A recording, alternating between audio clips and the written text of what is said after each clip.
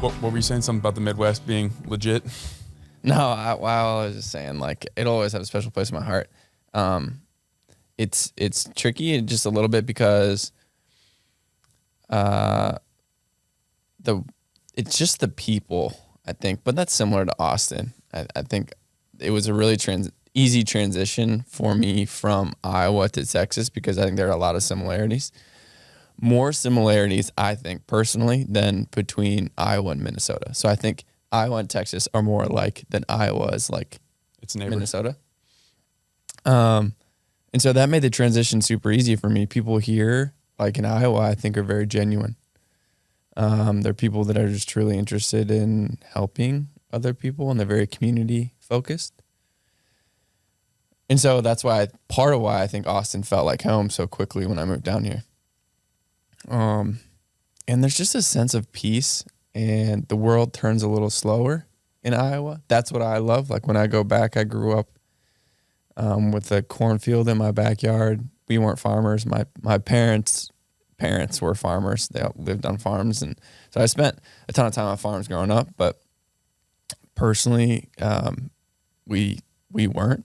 But we still had a cornfield in our backyard, and like I just used to go on our back patio and just spend evenings under the stars. And it's like you don't hear anything. There's nothing but stars above you, and just the peace and quiet and sort of nature around you. And that's increasingly hard to find, especially for people that are like go-getters. And so it's always nice. I always love going back now because there's just a sense of peace that's available there that doesn't feel available in the larger cities, but you get stuck between this tension, right, of desiring that, but also wanting to be where the things are happening. And so that's where I feel like it's a tale of two souls a little bit of like, there is still the Midwest in me of like desiring that peace, but there is also still this stage of my life, the Austin in me that wants the energy of community, wants the energy of collaboration in this season while I'm trying to build. And so it's one of those things where it's neither good nor bad. It's a balancing of the two of like, go to the Midwest when I need to go to the Midwest, be here when I need to be here. There's no like, oh, maybe I should move there. No, it's like, no. It reminds me of something I wrote when I was in Montana, and I just tweeted it yesterday, but I was doing something similar to you actually that you just referred to, kind of taking in the fact that I had never seen so many stars because I'm from Atlanta. You don't see any stars. But what I wrote was somewhere between wanderlust and duty, between wanting to see the world and building a home, between too much and too little, too sparse,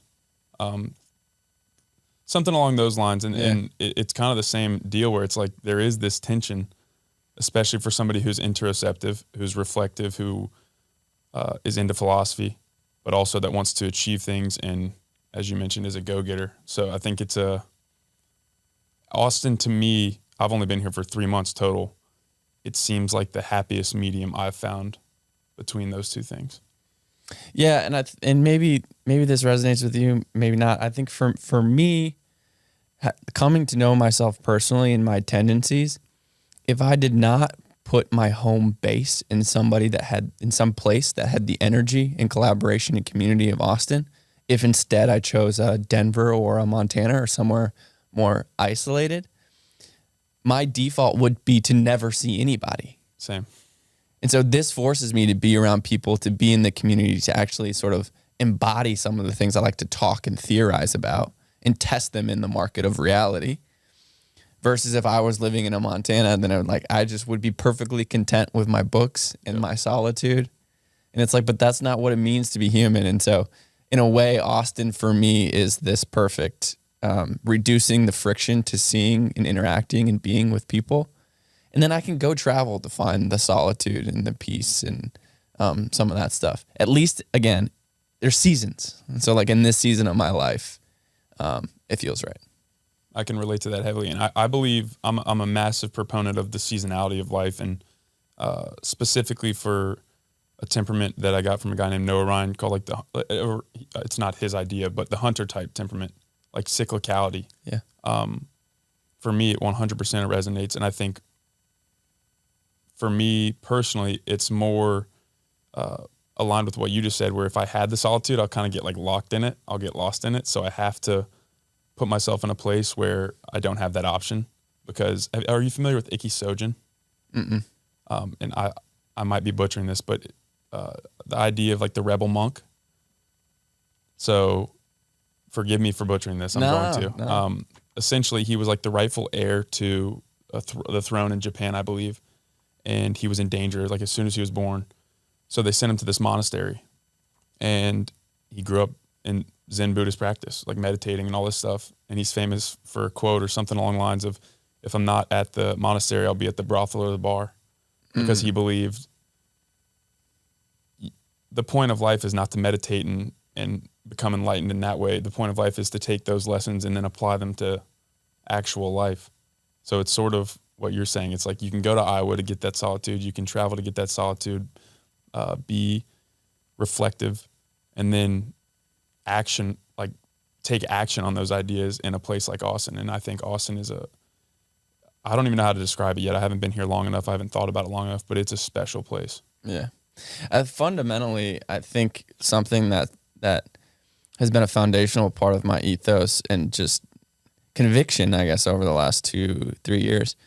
I've always been a thinker. I've always been a writer. But I think the tendency of, honestly, I think ours is an age of overthinking.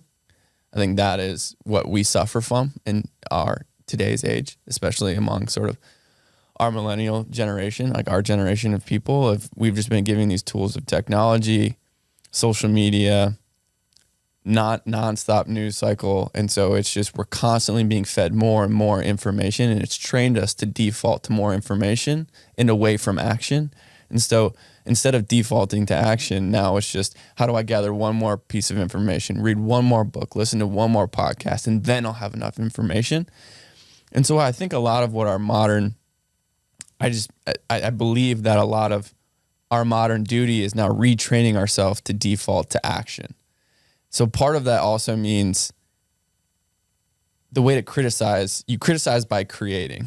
You don't criticize by just criticizing, because that's not helpful. At a certain point, a toddler can throw a tantrum, can like build things down, but it takes real effort and courage to try to create the change you want to see.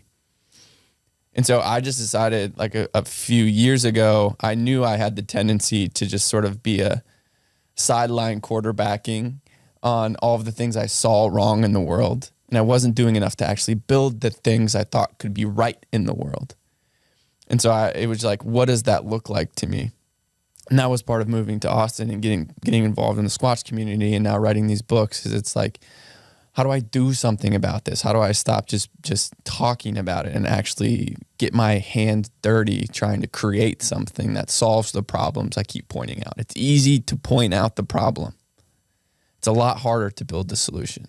Criticize by creating. And I'm reminded by something you said in your episode with the Meat Mafia a while back on the same line. If I have the audacity to point out a problem, I better well create a solution. Yeah. And I think that I'm as guilty as anybody, but we have a strong tendency to not do the solution part and just be like, look at that problem over there. That's a problem. That's a problem. That's a problem. There's a problem. There's another one.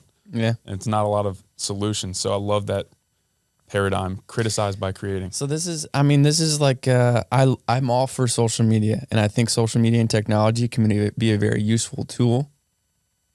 But we need to think intentionally about what muscles it's exercising, what muscles it's feeding in us. Because one of the things with social media, like you'll hear this, negativity sells, right? When we have a hook that is something negative, don't do this, avoid this, don't make these mistakes. We are training that muscle of critique, more analytical, more sort of inaction.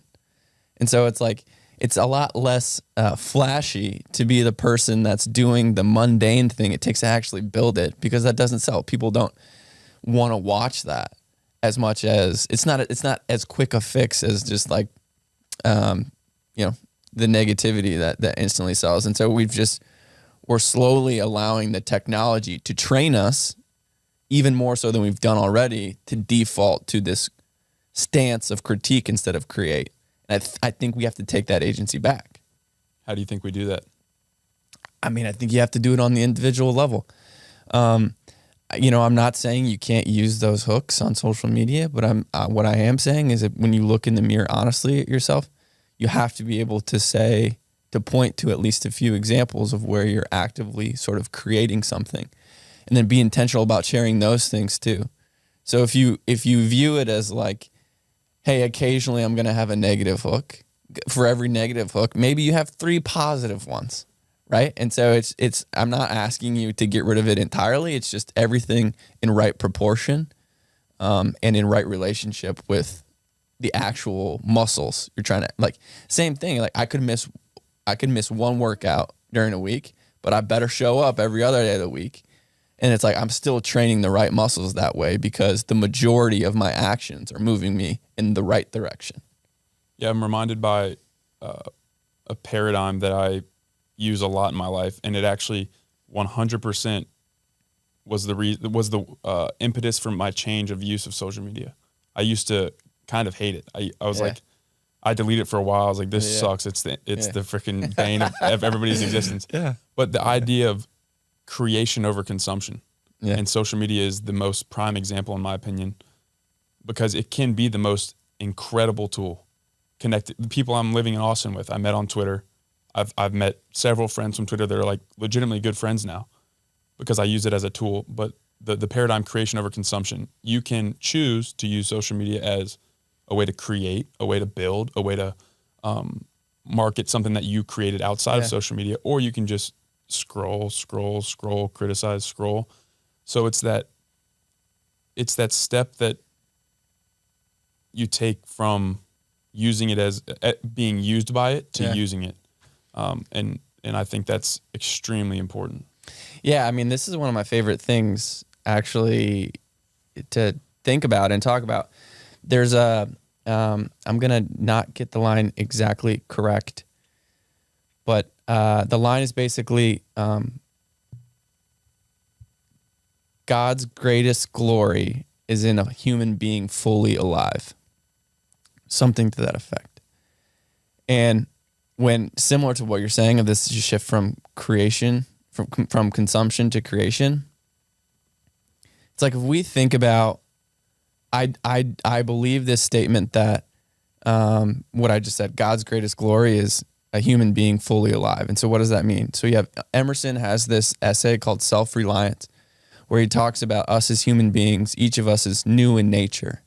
When you showed up, you were new in nature. And so we see that in a lot of the wisdom books of the uniqueness of the individual and how we each have a very specific set of inputs, things we're attracted to, where we were raised, things that we love and we're gifted at that can create the conditions for a very specific and unique sort of output.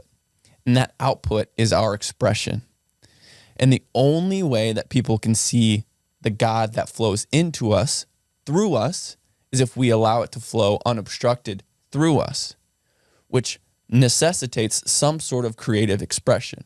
Social media at its best, if we're using it authentically and not for the praise of other people, and we're just using it as a vehicle to express ourselves, can be, I believe, when it's best used, an expression of God into the universe, our unique expression of God that if it does not flow through us, will never be seen in all of time. I think that is the potential of social media today. I've never thought about that before. That's remarkable.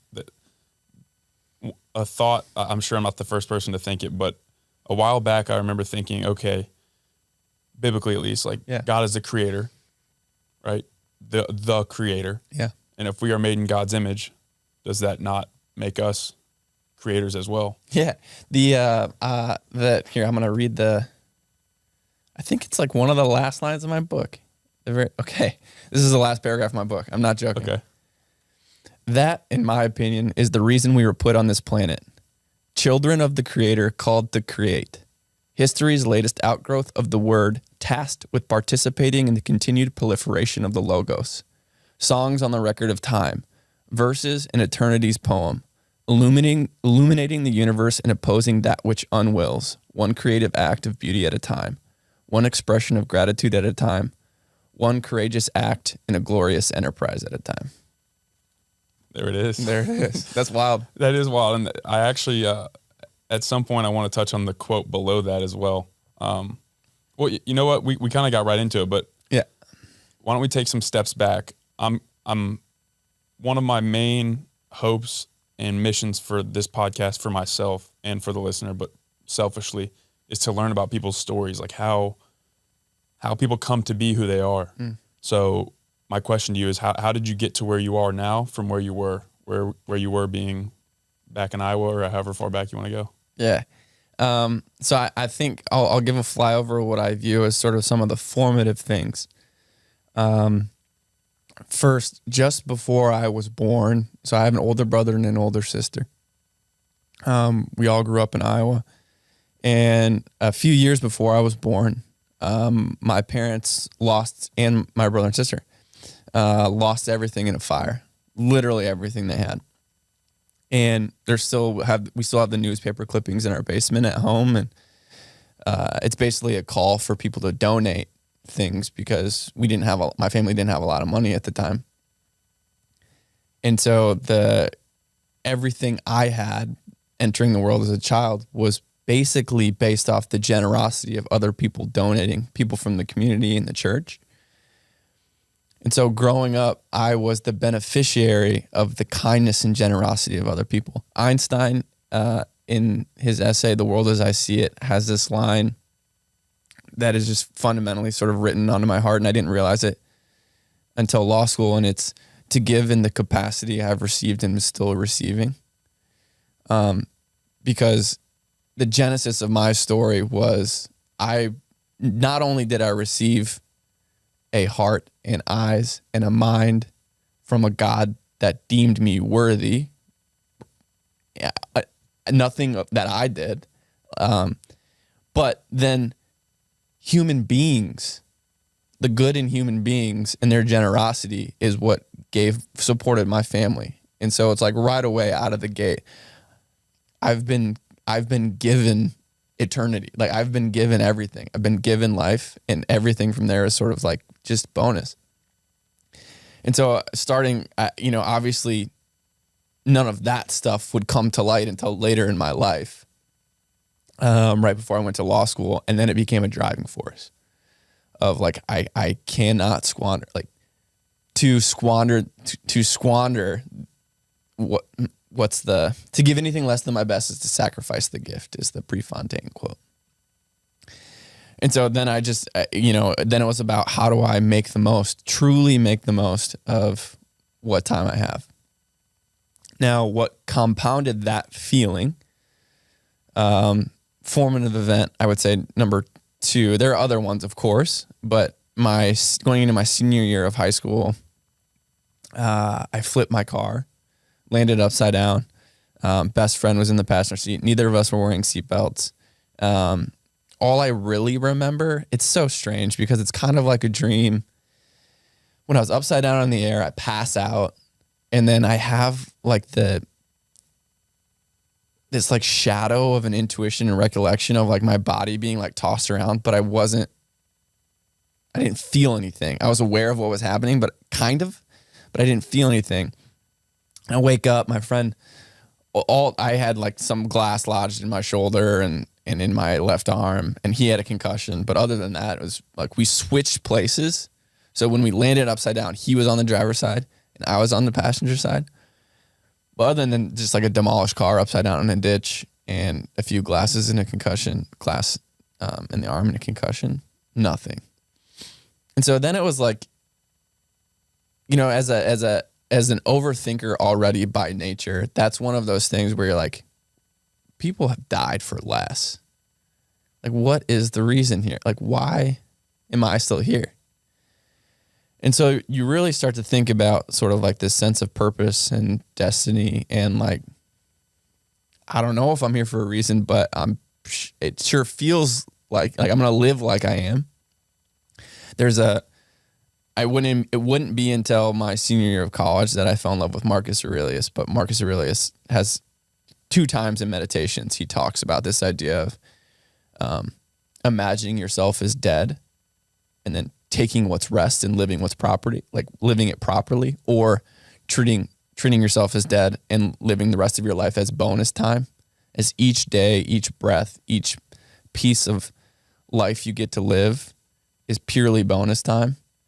And after that experience, my senior year, I truly do feel that way.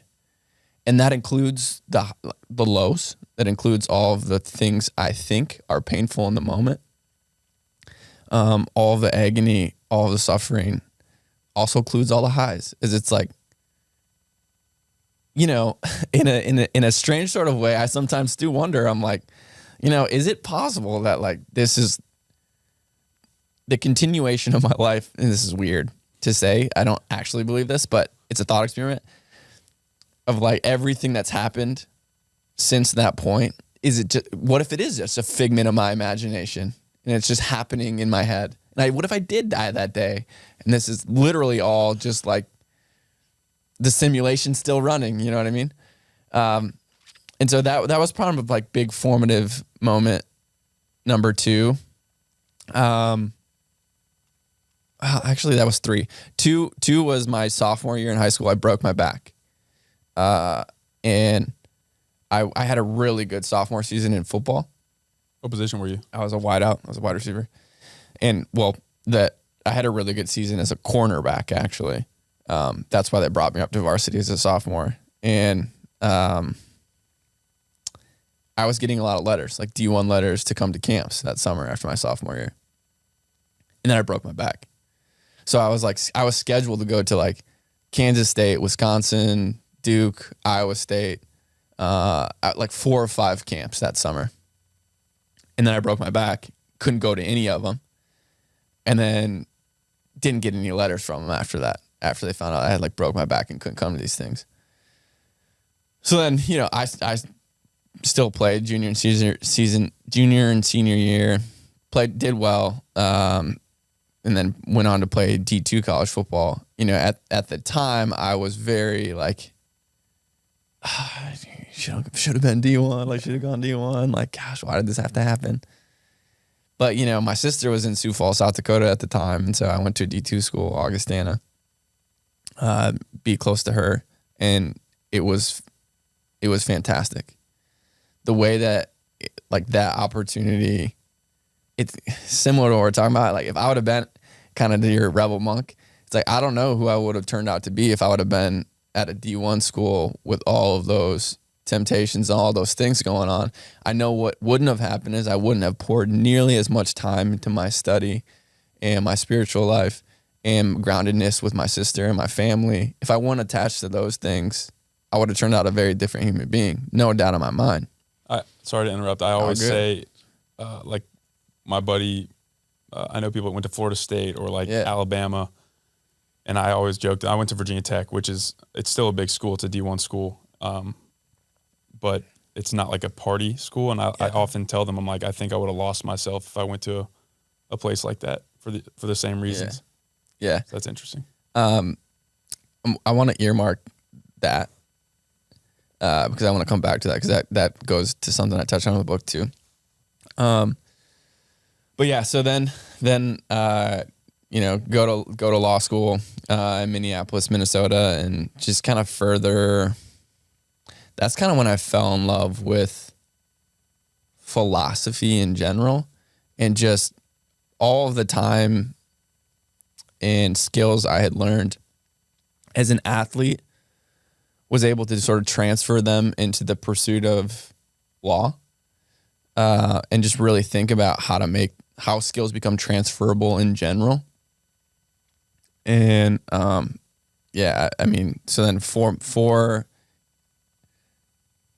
going to law school, it's 3 years, and I was in Minneapolis for 7 years before I moved down here.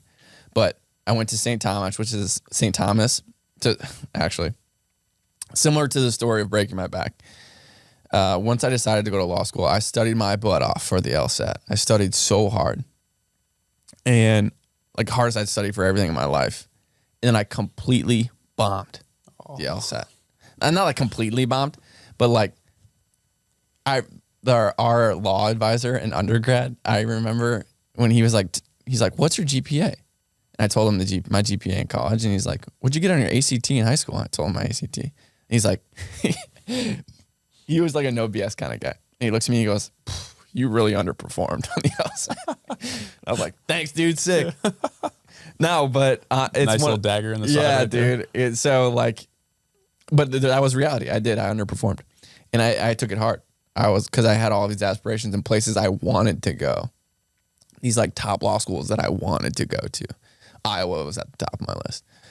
And I didn't do well enough to like get scholarships at those schools. Cause that's mainly what I wanted. It was like, I wanted to go to law school, but I didn't want to pay full price for it. And then St. Thomas reached out, a relatively new law school at the time. And I was like, I guess I'll go here. I can't imagine who I'd be if I didn't. The professors I had there, I still have really good relationships with, and they kind of like really poured into me.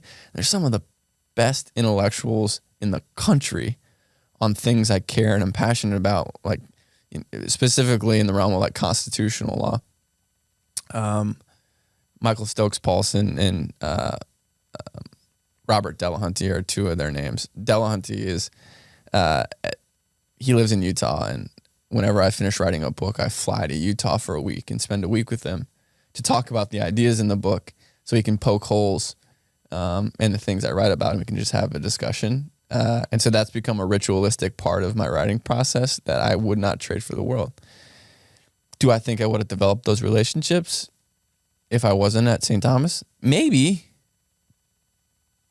But they make me who I am. Like those two guys specifically had more influence on the way I write, what I write about, and the way I think than anybody else in my life.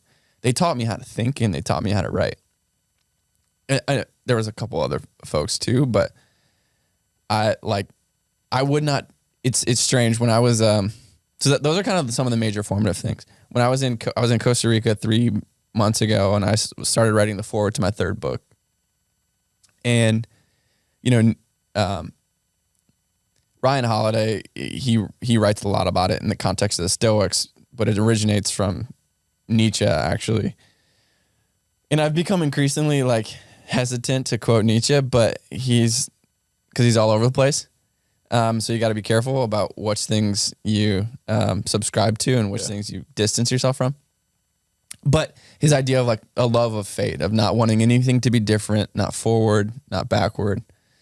And when I was in Costa Rica for this men's retreat that I run with Michelle Flores, shout out MetaMen, and sitting there, and I was like, just had this flyover of all of my past. And when you are in complete peace in a single moment, there's a really weird thing that happens, right? Because it is almost as if you are declaring everything in the world that has ever happened leading up to you is okay.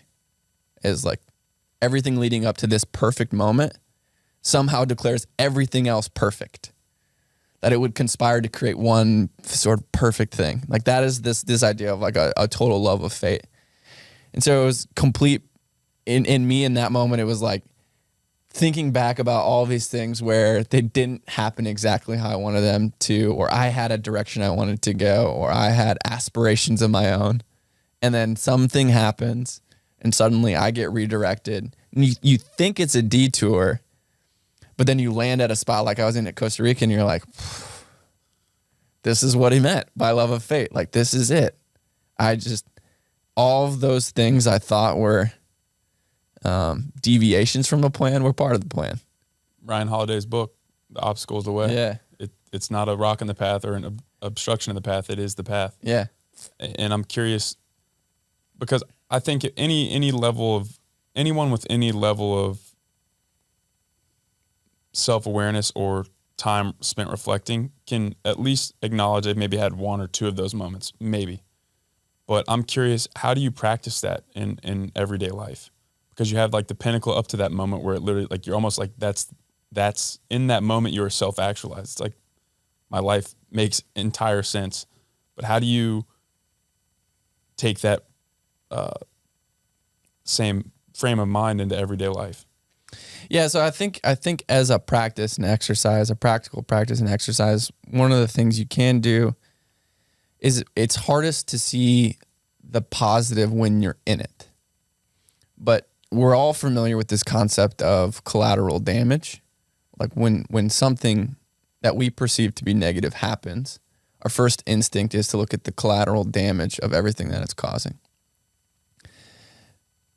What you can do is, if you think about it, you flip it and you say, okay, what are potential collateral beauty things that might happen from this?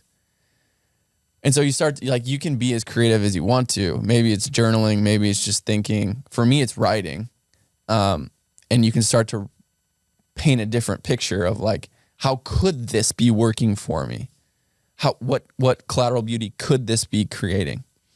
And so, I mean, COVID's a good example of this, in the sense that there was a lot of suffering. There was a lot of bad things that happened, and, you know, folks died, and there was a lot of tragedies.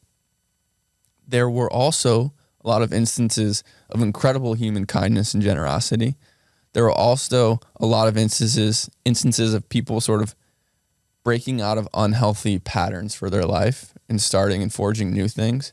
And so, yeah, there was a lot of death and destruction. There's also a lot of new life that came from it.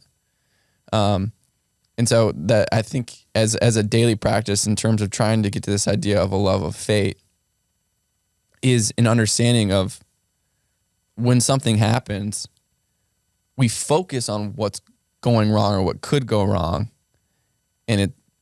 but we forget all of the things that could go right. There's one of my favorite stories that sort of exemplify this idea that I'll summarize the story in the idea that sometimes it takes a shipwreck to save you.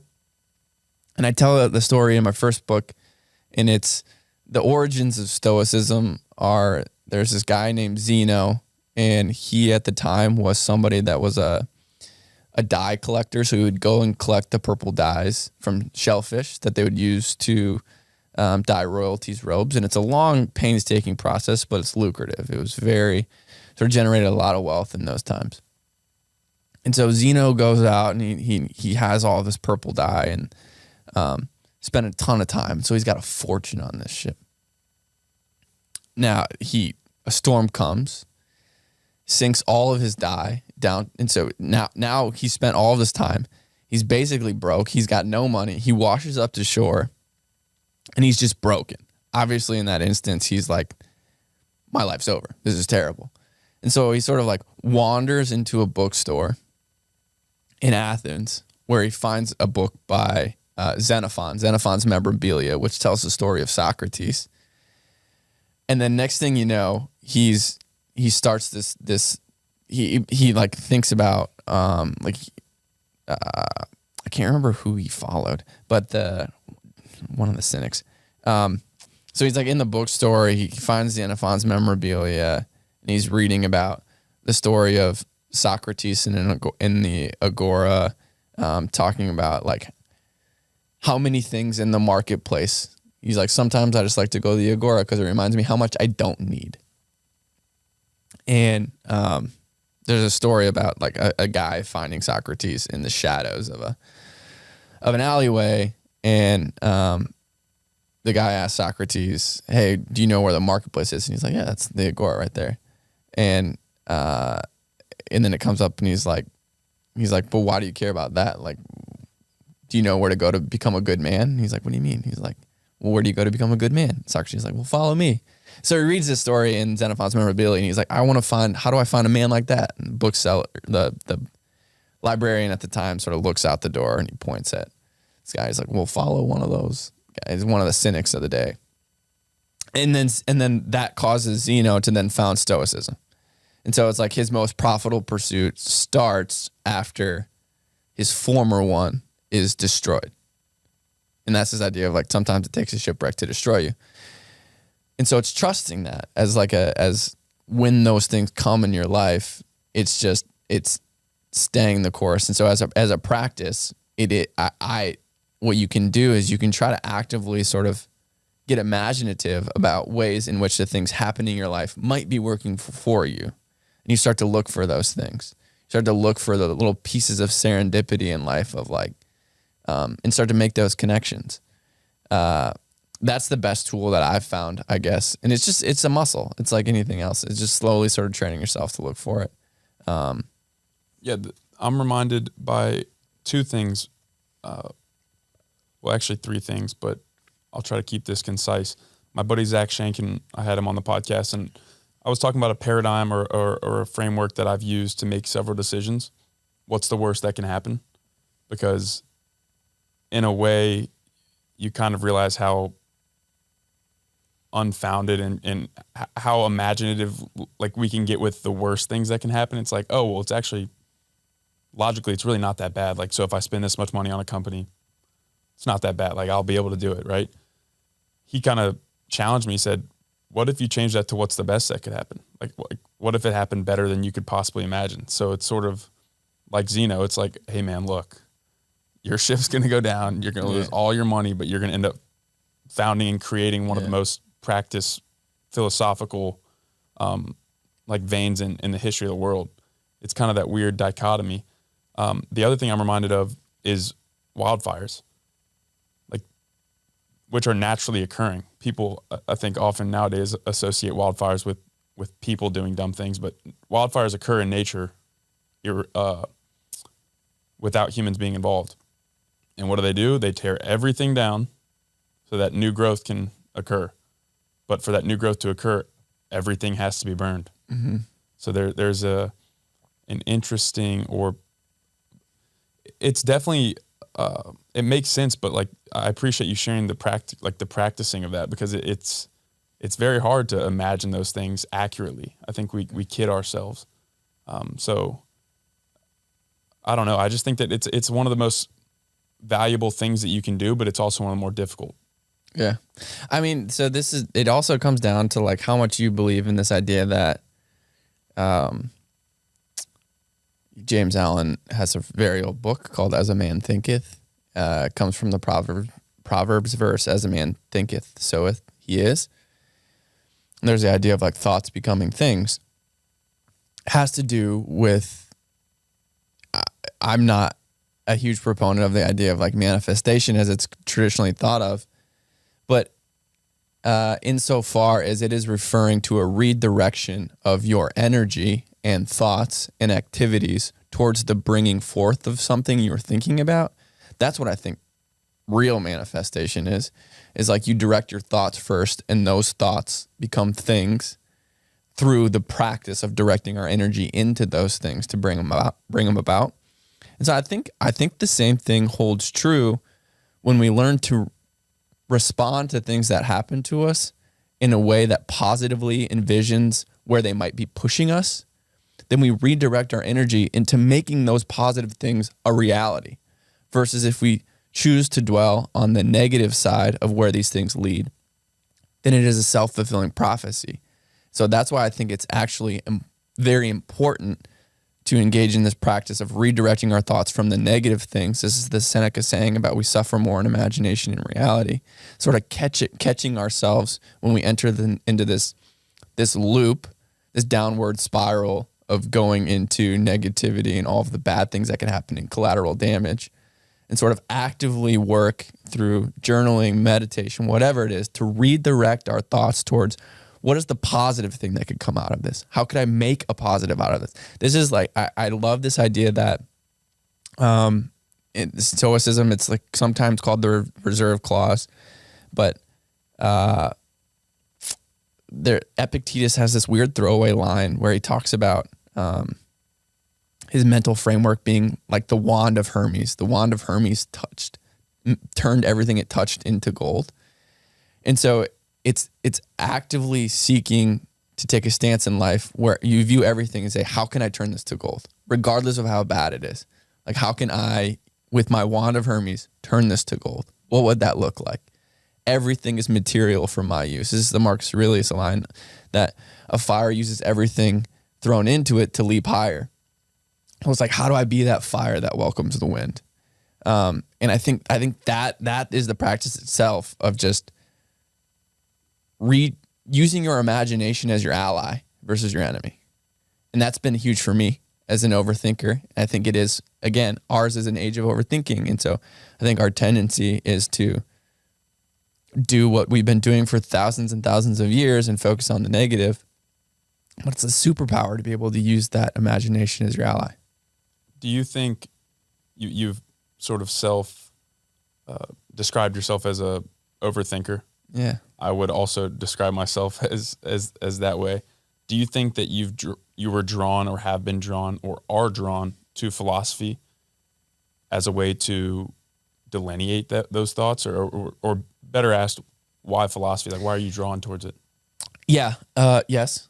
I actually think that is a huge reason why Stoicism has been revived, is because Stoicism came about in an age of a very volatile Rome, when there wasn't a ton of like concentrated power. There were people vying for power. There were people like murdering people for power. And so the people in that area, they didn't have a lot of certainty in terms of who was ruling them, what rules should they be following. A lot of flux in the area, a lot of angst, a lot of just things moving around. And so they had to develop cognitive behavioral therapy before it was a thing, right? They needed it out of necessity to sort of get themselves to a place of peace mentally, because their outside world was chaos. I think its revival recently is, I think what Ryan Holiday did is we saw as a zeitgeist of our cultural time and realized like, oh, this is going to become popular again because our world is chaos and people are overthinking. So I think as a framework for navigating stressful times, I think that is the main utility of Stoicism. I think that's why it's revived. I think, and I've said this before, I think it's incomplete in terms of what we need as human beings, which is why I think it's missing things. I think Stoicism is great, but I don't think it's everything. I don't think it's the end all be all. I think it does a really good job at getting us to baseline in terms of peace, but I don't think it does very much in terms of elevating us as humanity. And I think that's why you see the natural progression of Christianity supplant Stoicism, because it tells a better story about the elevation of humanity. And I think we're going to see that same sort of progression that happened then happen now. And I think we are seeing that a little bit of like sort of this revival of Christianity, revival of people turning to God, sort of as the next progression after this Stoic mindset comes back to life. Yeah, I think you're right. I do kind of see it growing again. I mean, I'm not familiar. I guess it did kind of grow out of Stoicism, but I think you're right. It is becoming not mainstream, I don't want to say, but it is becoming more of interest to more people. But I want to actually tie back to something you said about the two professors or two people at your law school. You said they taught you how to think. How does one teach a man how to think? Yeah, so I mean, this goes back to, and this is why I fell in love with Socrates. So famously, throughout law schools in the country, there's a form of teaching called the Socratic method. And what the Socratic method does is it exposes all of your faulty opinions and where there are gaps in your logic. And it forces you to face the hypocrisies of your own position by pointing out the flaws in it. And so when a professor asks you a question in a class, you might give what you think is a smart answer, and then instead of saying anything back, they'll ask you another question that forces you to reconsider your first position, in a way to where like you feel like it's very anxiety inducing as a student, because you feel like you don't know anything, because they just poke holes in what you're saying, and you're like, well, apparently I'm an idiot because what I said doesn't make any sense, I guess. But Socrates has been doing that. Socrates did that 2,000 years ago, and that's why he was put to death. He made people uncomfortable with his questioning, and he sort of made people realize how built on sand their ideas and opinions were. And so when I say that they taught me how to think, is there are levels to a thought of you have to think, like they're thinking about what you originally want to say. Then there's thinking about the reaction to what you originally want to say. And there's thinking about your reaction to their reaction. And so you have to sort of see it all the way down. This is why I love Lincoln so much, that one of these professors I brought up, he taught a class called Lincoln and the Constitution. And I've always loved Lincoln, but I fell in love with Lincoln. And one of the things he's notorious for being able to do is anticipating and giving the opposing opinion better than the people that opposed him. So it's like that's what law school, that's what learning to think is about. It's like when you can state the people opposing you, when you can state their position clearer and with more force, then still come out on your direction, then that sort of just gives validity and grounding. So I actually think that, like, I was just having this conversation with a friend the other day about you can use this for anything. This is the idea of like steel manning an argument. But like whether the argument's between like vegans and carnivores, right? It's like, to a carnivore, I'd be like, okay, give me the best argument possible for vegans. And then you ask vegans to do the same thing. And it's just that idea of stepping into the other person's shoes. I can't remember who said it, but it's the idea of like, it's the mark of an educated mind to be able to entertain an idea without accepting it.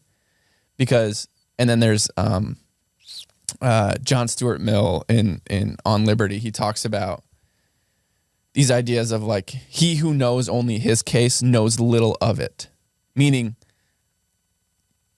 if you don't know the other positions, you can't rest very comfortably in your own position, because all you've done is ignored the best criticisms against it. The same thing kind of goes for faith here, right? Because it's like, if you've never examined the best atheist arguments against faith, do you really have faith? It's only after examining the best arguments and still coming out on the side of faith that you have true faith. So that's what I mean by being taught how to think, is you learn how to examine your own thoughts in a way that, as best as we are able, sort of removes some of the self-deceptive and biased parts of our argument and sort of peels off those layers to try to see it more, your own thoughts from a more objective perspective. It's not perfect. We're human beings. Immanuel Kant has this idea that, we each have sort of an individual lens that we can never totally remove ourselves from. And so even if there is this objective truth, we can never know it and see it, because we're always seeing things through the glasses of our personal experience. William Blackstone was this English judge. So he was an English judge that our constitutional system is based off England's common law system. They don't have a written constitution. And so he wrote commentaries on the English law, and that was very informative when we made our constitution. There was like the first book, before I even went to law school, it was the first book I read about law. And I remember talking to my dean about this, and he thought it was so strange because it's such an obscure book for me to like read. But Blackstone, he says something to the effect of, I remember reading this on the way to my grandparents, actually, it was a winter break. And it was the winter after I graduated, before I went to law school.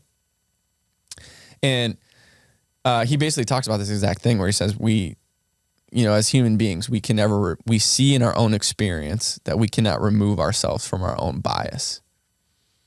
And so that's why our whole legal system and constitutional system is set up the way it is. It's set up to be, checks and balances is set up on the basic understanding that human beings are biased and self-interested. And so we need separate self-interested actors to work together, almost antagonistically, but it's like this antagonistic cooperation to find something resembling truth. No, individuals can't find it themselves. It's like only really found in the sparks of clashing swords is the idea. And so that, like, when I talk about learning how to think, it's really learning about how to examine your thoughts in a way that truly gets to the core of what you mean. And it's getting you into the practice of really understanding what you're actually saying, instead of just parroting something or saying something without understanding all of the layers underneath what you're saying, all the assumptions that go into what you're saying. And it sort of just, it enables you to identify those things. When somebody says something to you, there are so many, for instance, on the theme of my second book, like a statement like, live a great story, Zach Horvath, shout out, great brand. There are a lot of assumptions behind that. Like, what does that mean? And so, like, even when you say it, like, live a great story, it's like, okay, well, we got to go word by word. Like, live, I think most of us know what live means, but it isn't just live, right? It's act, it's move, it's do. Like that. Okay. Great. This is a can of worms. Like, how the heck do you define great? Especially in today's overthinking age of science that tends to want to place all of its value on the things that are touchable and tangible and measurable. How can anything be great? Because in our world, it's flat. There is no up and down. In this world that loves science, there's not a right or wrong, which means there can be no great. So it's like, if you subscribe to that view, then you got to throw out the word great, because there is no greatness. It's all sameness.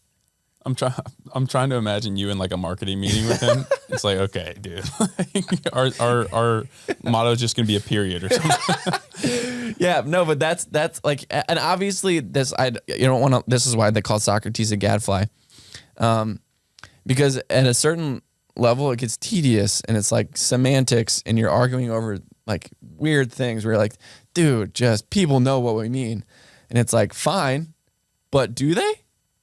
And so that's what, like, when you say like think about thinking, like that's what you do in law school classes, is you literally will spend an entire class arguing about the placement of a comma and how that alters the structure of a sentence, what the implications are for that legally.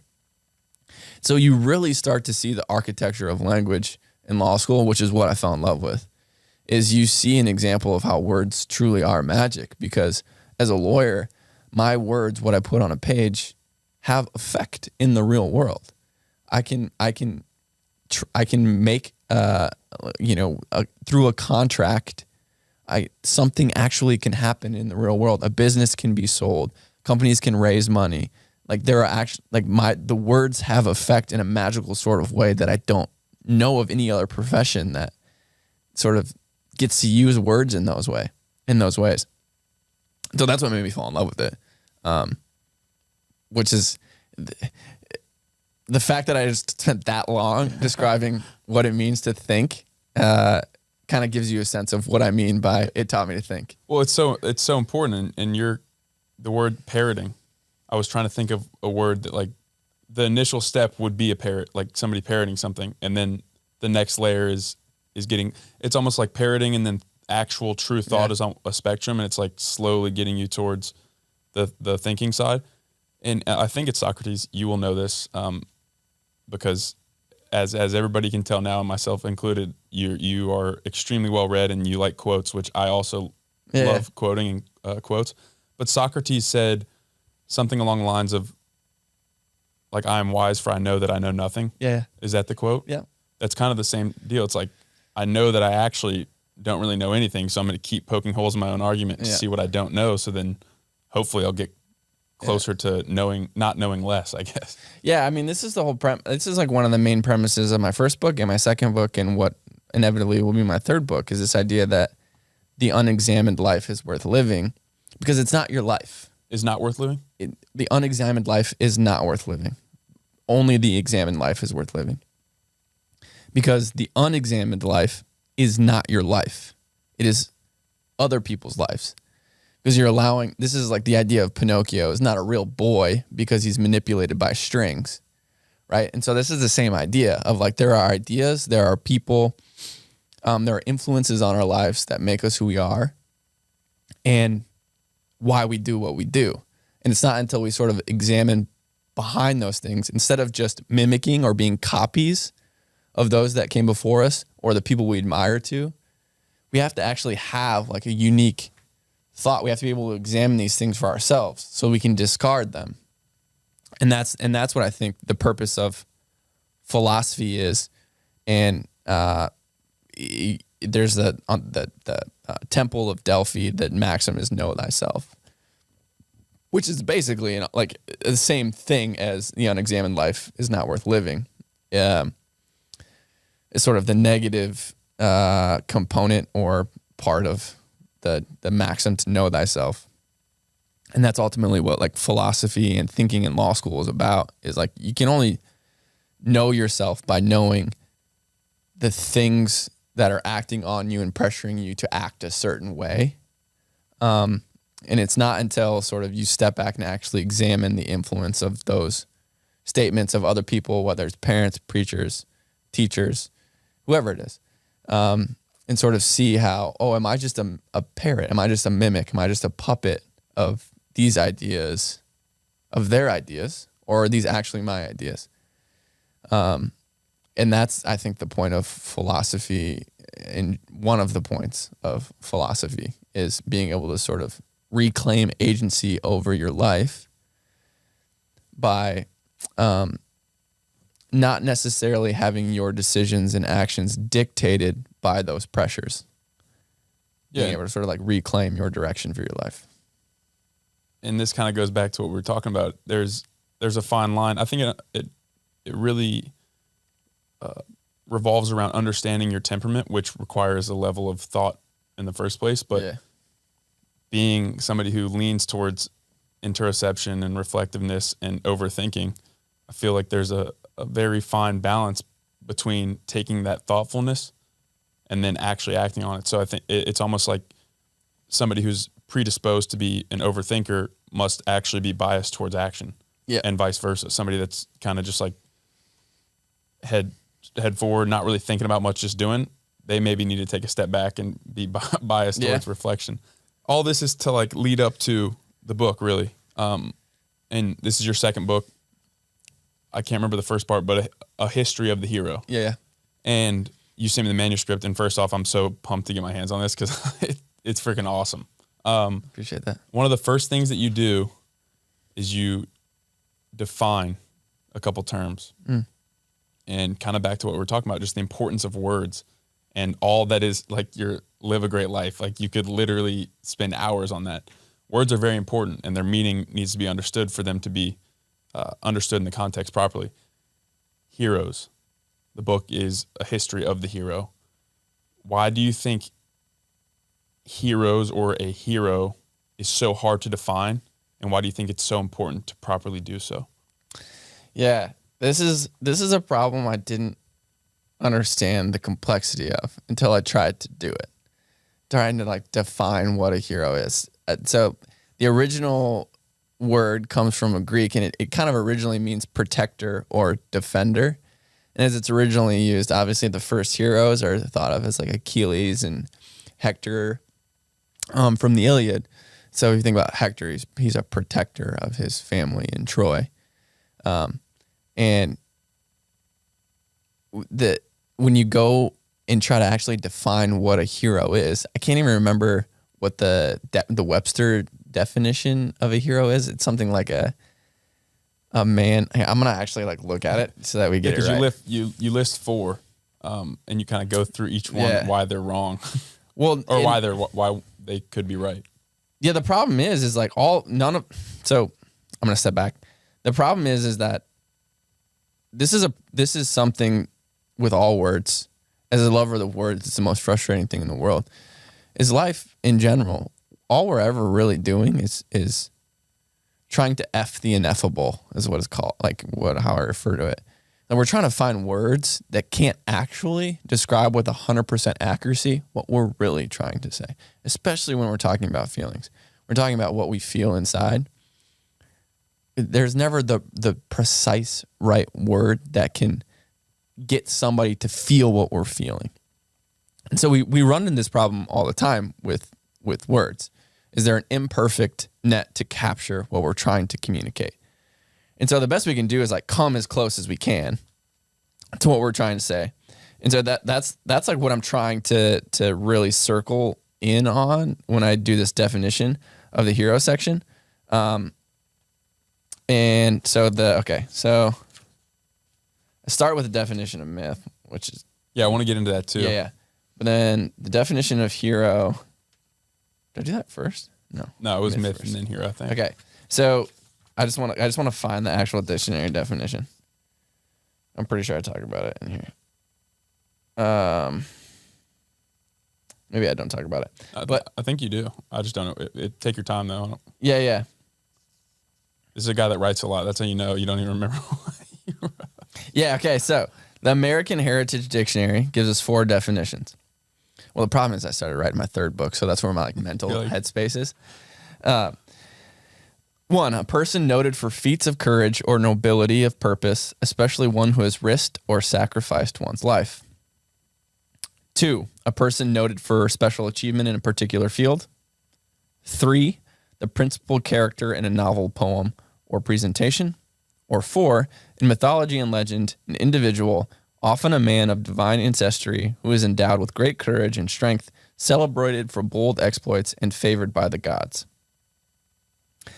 And so, all of those are wrong to a certain extent. None of them are great, right? So 1, I think I talk about an instance of 1, a person noted for feats of courage and nobility.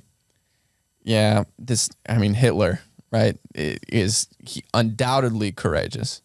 I'm not obviously not saying he was good, but undoubtedly he did some things that required courage. He even sacrificed, he even risked his life. He killed himself at the end. Yeah. But so that definition doesn't really work. I don't really like that one. The second one, a person noted for special achievement in a particular field. Everybody's a hero. It's a participation trophy, and that doesn't work. 3rd, principal character in a novel, poem, or dramatic presentation. True, but there are heroes outside of that context. It's not the full story. Yeah. So it's not helpful. I think the example you give is like that. It could be a story about a bully, and like, okay, well, is the bully? Yeah, 100%. Yeah, somebody that still bullies people, they fit this definition because they're the principal character. Yeah, it's like that says nothing about morality, whether they're good or bad or whatever. 4 is the longest one, and so this like the one about mythology and legend, favored by the gods. And to me, this all it really does is it defines sort of the initial hero in like Greek myth, in terms of like just describing their character, but it doesn't account for that heroes can live in real life. And so that's when we find like the elusiveness of hero. And this is where Admiral James Stockdale had this idea of like that heroism is an elusive subject because the hero in times of peril is often the person who theretofore had demonstrated only ordinary competencies. And then there's this guy, Andrew Bernstein, who wrote a book, and he sort of tries his hand at what it means to be a hero. And so, but why it matters, right, is how we define a hero dictates how we define what's worth striving for.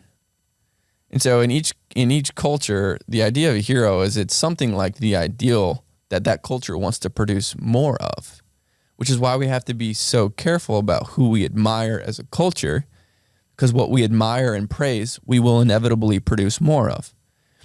And so this is, again, going back to the idea of social media and technology, I love it. But what we have to be careful about is in the glorification of YouTubers and TikTokers and Instagrammers. Podcasters. No, but it's slightly different. That one's slightly different to me.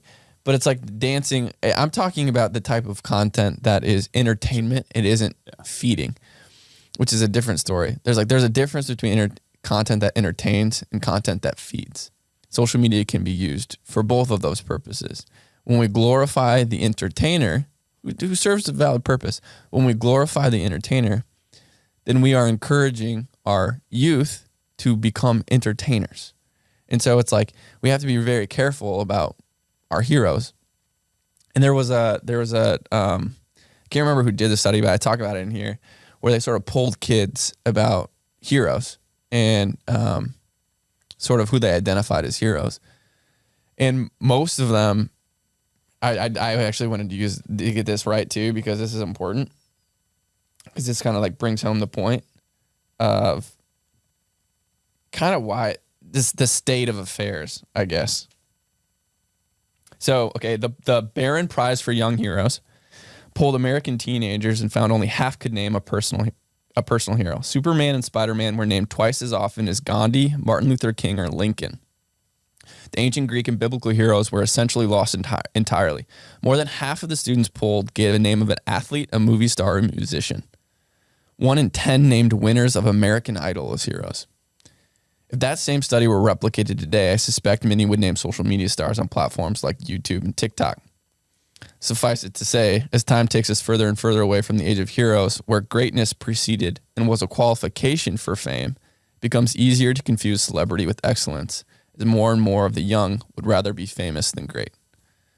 And I think that that's one of those things where we're going to feel the consequences of that, and we are feeling the consequences of that in the direction of society generally, where people become more interested in being famous than being good or great.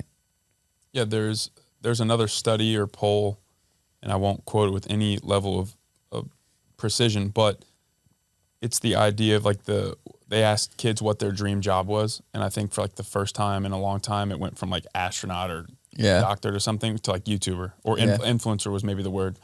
And you're exactly right. You think about if a hero is a representation of the values that we as a society strive for, if the people that we attach the label of hero to are far inferior to the ideal values, then we're not going to get there. Like, yeah, and it becomes a matter of education, right? Like to me, because I think we still do an okay job at correctly identifying like first responders and like the nurses who are working a crazy amount of hours during COVID, and soldiers in general. I think in the media we do a decent job still of correctly calling those people heroes. But what I think we do a poor job of is in the education phase of, I think, education in general. It doesn't do a great job, in my opinion, of really infusing these stories in sort of the hearts and minds of children. And that's why there's this disconnect between who the adults are telling other adults are heroes, which is still okay, and what's being told to the kids are heroes, right? Because what's being told to the kids and what the kids are seeing is their friends talking about these. Did you see this YouTube video? Did you see this TikTok video? They're not talking about, oh man, that like King Arthur. Let's talk about that. You know what I mean? Yeah. Like they're not talking about those stories. And so I think fundamentally it's an education problem in the early stages of life is why I think probably most of the, and this is not to go on a rant, but like eventually I part of what I'm doing with like writing these books, I'm going to start creating more educational content, is when I have kids one day, I would love to be able to give them a little bit more of a classical education. I don't know if homeschooling is going to be the route for me, but it's like I want to have a classical curriculum that sort of goes through the, like, to the extent we can, we're going to focus on some of, like, we're going to talk about some of the old stories. We're going to, the model of, it's called like the Platonic model of education. And that's kind of, I'm trying to like start to build that curriculum with my books and like what would even be involved in that? What would that look like? Because eventually I want to have sort of an online university, online platform of my own where I'm doing education on these ideas. And eventually I would love to give resources to like parents and other people who want to do the same thing with their kids. And so again, this goes back to the idea of like criticizing by creating, of like, part of it's hard to blame because like just in the public school system, it's not built to be able to sustain this kind of thing. We don't pay teachers enough to attract that type of talent. And we don't pay, like, in general, teachers are given too many kids. And so it's like, I try to be empathetic of like, we're asking them to do an impossible task. So I'm not placing the blame on teachers at all. No, definitely not. Because they do something that I could never do and wouldn't want to do. And so for me, it's just a matter of, now that we have technology and some of these other ways to create platforms for ourselves, it's like I don't have an excuse. It's not enough for me to just be like, oh, the education is wrong. This goes back to the whole ethos of what I'm trying to do over the last few years. It's like, okay, well, I guess I'll just create my own. Brian Ayala on the Alchemist Library podcast. I won't repeat the question because it's a phenomenal question, and you should go listen to the episode that you have with him to hear it. But he asked you if you had a curriculum, what would it be? So it's kind of cool to see that being actualized a little. That's a great question. Yeah. I think it speaks to what people really think is important, and you're speaking to the fact that you're actually doing that.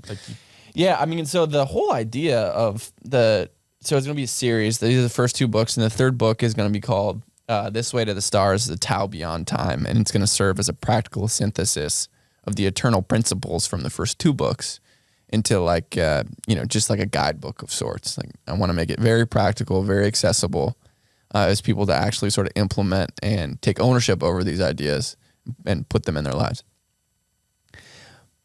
But in theory, I think there's like part of the reason I felt really bad for my formatter. 756 footnotes in this book. That's a lot. And there are a lot in my first book too. I'm not saying that as like a boast. I'm saying that because one of the things, this is not meant to be, it is and it isn't. It's not meant to be an entertaining book, like one you sit down and read in one go. It's same with my first book on philosophy. It's meant to be one that's you come back to in small pieces of time and you actually like digest the material. It's the only way to really like, there's a lot of stories in this book, and it's like there are a lot of source material that I reference to get to 756 footnotes. So it's like I wanted to give something that could feed people, in the sense that if there were only one book in all of history that you could have that would then lead you to every idea in history, I wanted that to be my books. In terms of like, if you were to read my book, the ideas you encounter in the quotes would lead you to other ideas and quotes that would essentially sort of like bring a view of the whole universe into it. It's like the first principle, like the exactly the like priority. I want you to be able to trace my thinking back to first principles. It's like that's the project in general with philosophy, and now with hero, the idea of the hero myth is, it's like, if you want to do the work and go back to first principles, you could start here. Because that's how I want to do it. Like, again, going back to this idea of education in my curriculum, it's like what you want. There's this Petrarch was this Renaissance philosopher, and he had this idea that what you want people to love, you must make beautiful. The idea being that like some of the best ideas aren't always the easiest to, like Plato. Like Plato's Republic is very dense and it's hard to read. The ideas are eternal though. So it's like, okay, how do we trick people into loving Plato? Because then they'll learn to love it themselves eventually, but we have to first sort of like make it desirable enough for them we have to get the foot in the door somehow. It's like philosophical marketing. Exactly. So it's like, how do we get the foot in the door? And that's what I'm trying to do with my books, is like get the foot in the door for them to start this sort of lifelong pursuit of wisdom. That's awesome. And like I said, I think I read probably like 1/50th of it last time, probably less, but I can already tell you, like, well, I'm in a different stage, I guess, than the people that you would be wanting to teach that stuff to as like at a younger age. But I'm fascinated by that stuff. No. Listen, this is a book for me 5 years ago. Like Perfect. yeah, exactly. Because the other piece of like the writing process for me, now that I have my first 2 books out, I think it's something like 780 pages total between the 2 books. I think probably 90 to 95% of the things I care the deepest about in this world are now on paper somewhere in some shape or form in a book. So the rest of my life is going to be saying these things better, more concise, in a more accessible way. And so part of that is I had to write this book before I could make this book for kids. Like I had to develop a sort of intimacy with the ideas here before I could further distill them into something that appeals to a younger audience. So this is sort of the first, you're seeing like the foundational stages of what I hope to be a massive cathedral one day. Sure, that Jocko Willink does a similar thing where he wrote these books based on this life of knowledge, discipline equals freedom, dichotomies of leadership, extreme ownership, all these things. And then he did the exact same thing where he's like, okay, I have these ideas for adults. How do I synthesize them to be palatable for children?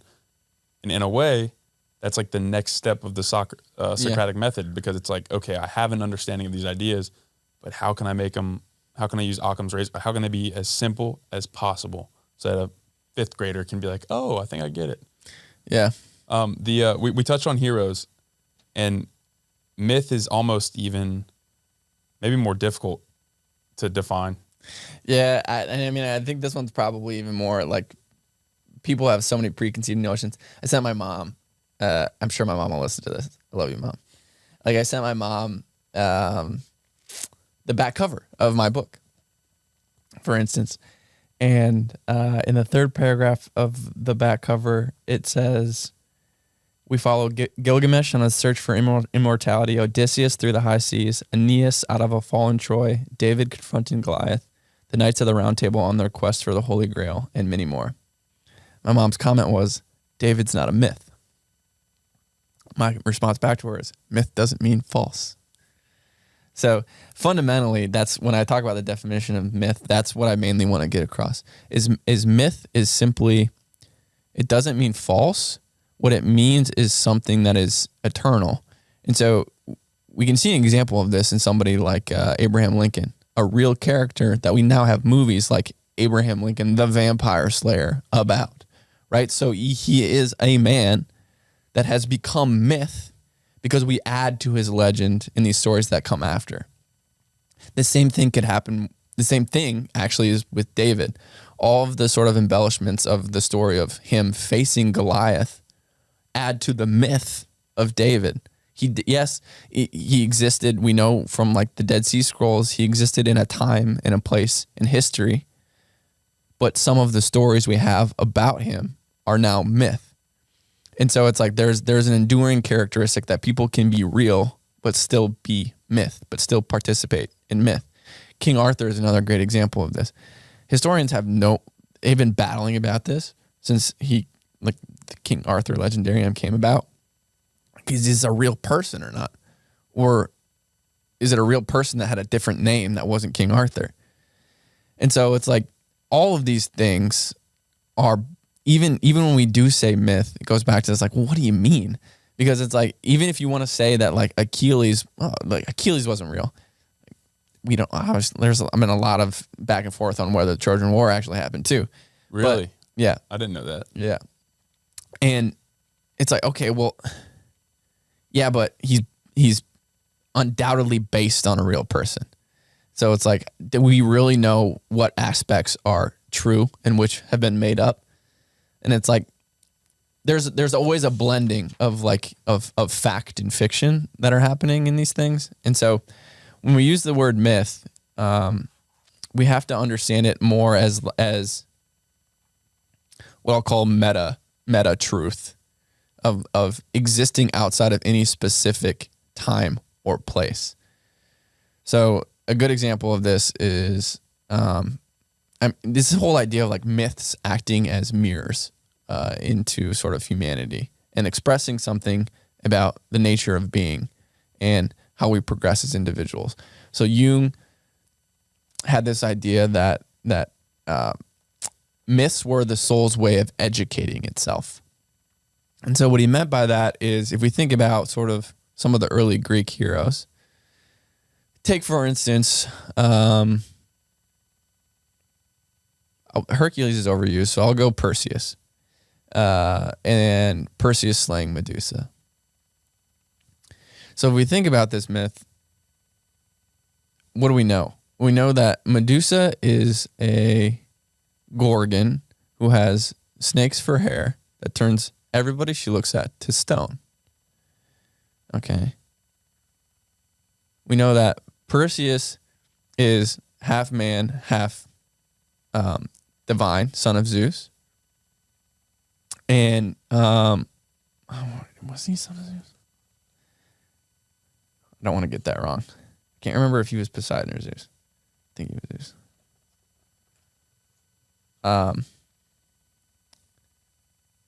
Gotta get our facts right. Totally. Take your time.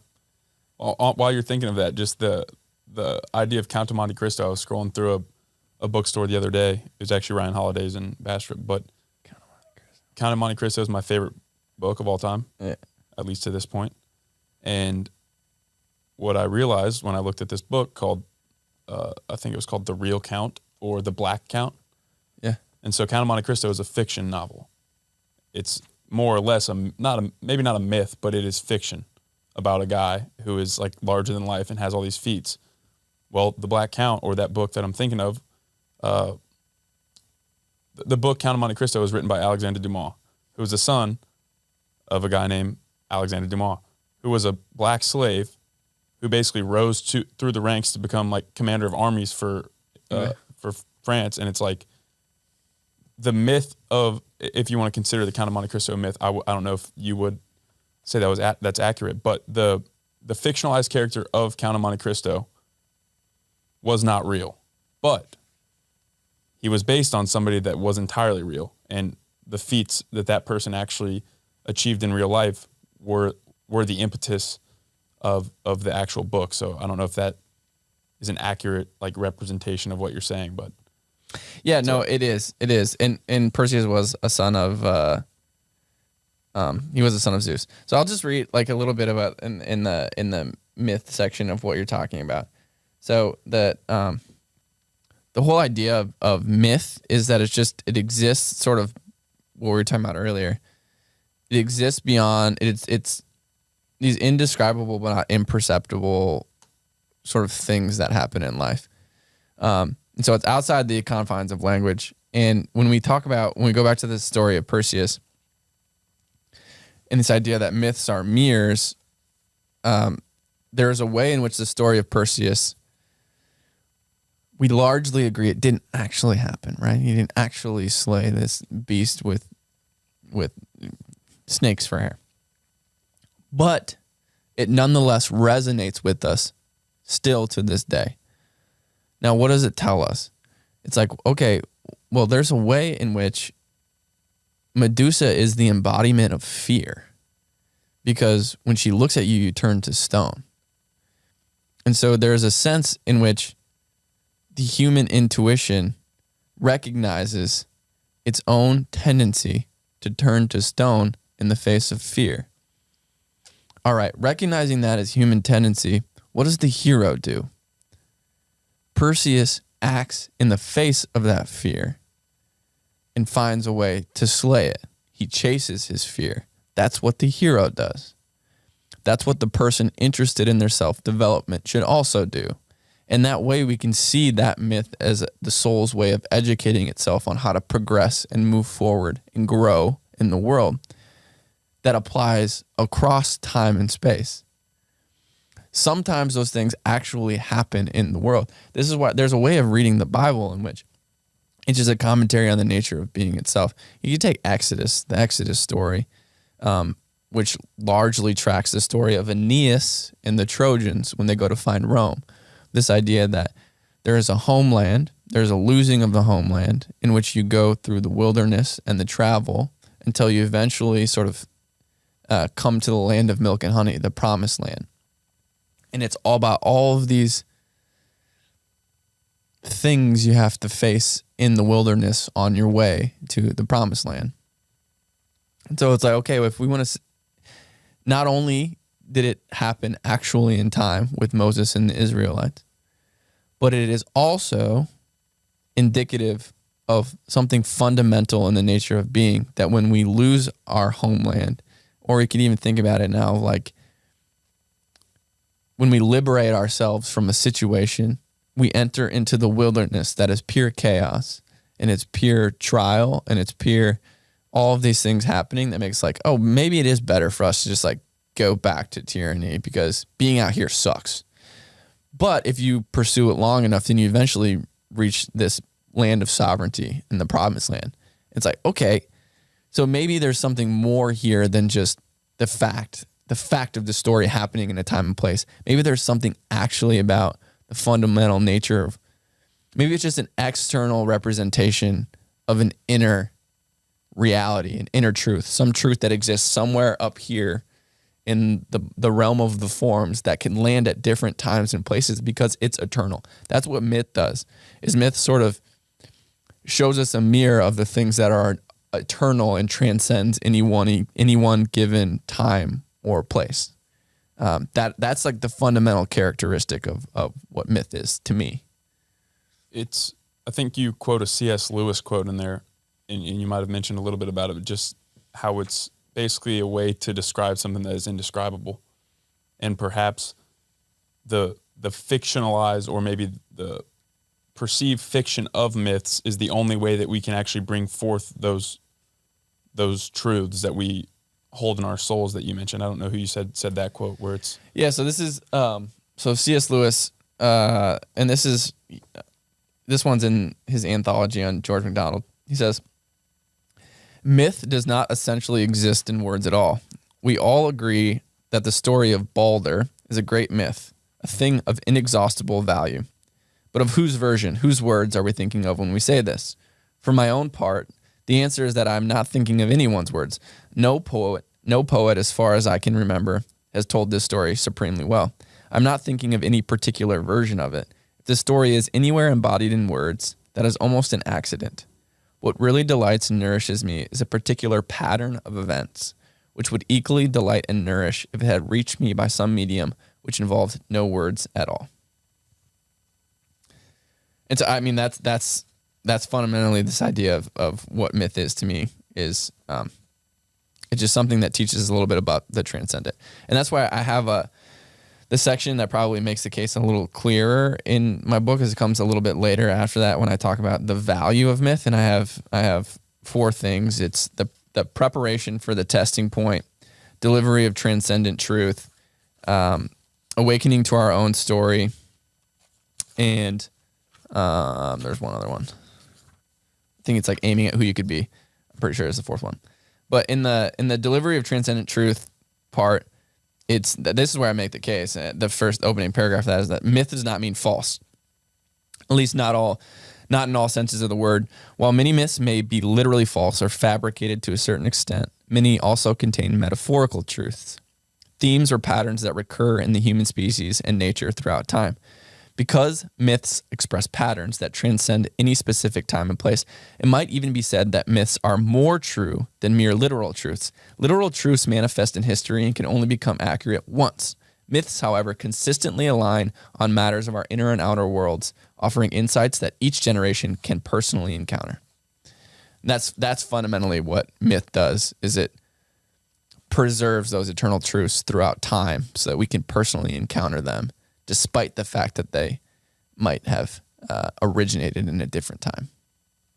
Yeah, there's nothing that I can add to that. I completely agree. I do want to comment. I just think it's so fascinating how you explain those 2 words and the importance of them, because people that won't read your book are 100% every day of their living lives affected by the definition of those 2 words. Mm-hmm. Which is incredible to think about. And we just mentioned C.S. Lewis, and you mentioned him in that book as well as several others. I'm curious. He's a fascinating character to me. I've never read Mere Christianity or any of his other books, but that's on my list. And if I understand him correctly, he was an atheist who tried to disprove Christianity. Yeah, so it's no secret that I love C.S. Lewis. He actually is the bookend of my first book on philosophy, with the abolition of man, is where he sort of diagnoses us as men without chests. But you are correct. So he grew up in a Christian home and became a very strong atheist. and because he's so intelligent, like he was very familiar with all the best arguments against atheism. And in Surprised by Joy, he talks about sort of his slow creep back to Christianity until eventually the main thing that's one of the main things standing in the way of him in faith was his familiarity with the other stories of other cultures. And so we mentioned the Balder myth in that quote that I read earlier, which is the myth of a dying and resurrecting God that appear in a bunch of different cultures. And so the case for him and a lot of the intellectuals that he was around was that Jesus, the Jesus of the Bible, was nothing more than just another dying and resurrecting God, one of many in the world and in world religions and world cultures. And it was through a series of conversations he had over a number of years, but one specifically that he mentions with Tolkien, where Tolkien kind of presents him this idea of, you know, how much he loved the stories and myths and the stories of these dying and resurrecting gods, and everywhere he saw it except in the Gospels. Like, and suddenly he became allergic to the idea when he encountered it in Jesus. So Tolkien sort of like introduces that to him, and he basically asked him the question, you know, couldn't it be that Jesus was just the one time that myth became fact? Like, is it possible that all these stories of a dying, resurrecting God originate from the fact? Isn't it inevitable almost that the fact that this exists so commonly in the human imagination, evidence that it would become fact at some point along humanity's history?